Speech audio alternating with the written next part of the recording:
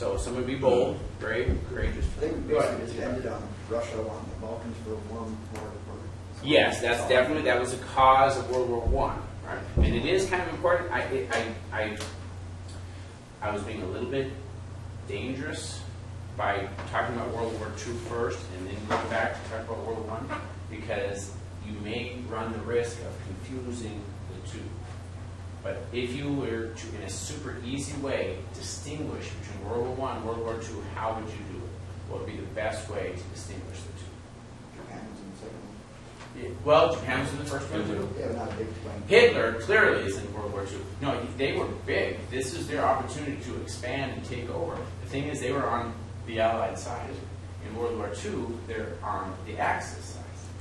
But if you were to, like in a summary, a general summary, how would you describe the difference between, like in a sentence, World War I and World War II? So World War I about alliances and World War II was ideology. Okay, about empires, and that's what you mean by alliances. You're right, balance of power, that's exactly right. Empires, it's really about power, balances of power. And that's the exact opposite of ideology in a sense, because you're wanting to make sure that you've got more strength so that other people fear you, which is not ideology, right? You're not doing it because it's right, you're doing it because you're worried about getting killed.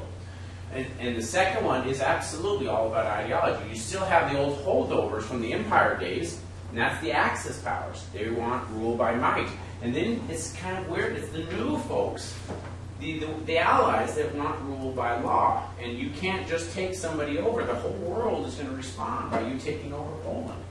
And it's not just that you're going to get more powerful, but there has to be a sense of international law.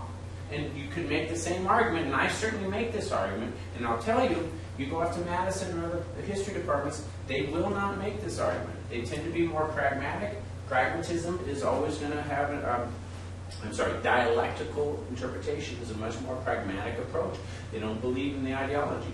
So they'll say that the Cold War was also just about balance of power.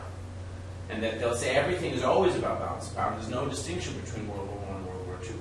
For me, it doesn't make much sense for why it is England is so strongly on the side of the UN. And why would England willingly give up their colonies? Why would the Americans want them to give up their colonies? Because we're not gaining any colonies. We want everybody to give up the colonies.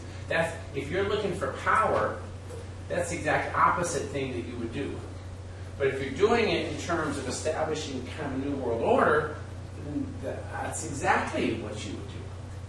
Now, for me, but I'm kind of an ideological guy. I look in that way. I'm very optimistic. I see the idealism in it. But if you are a professor who doesn't, if you see the world simply as a conflict between rich and poor, black and white, men and women, then everything is just a conflict, and everything is about power. And so for them, they're going to interpret it completely different. And your textbooks, more often than not, are going to be on the side of the dialectical, which is just not a problem, except that you're not going to get that alternative view. And so what I'm giving you is this alternative view. Your job is to weigh it and decide which one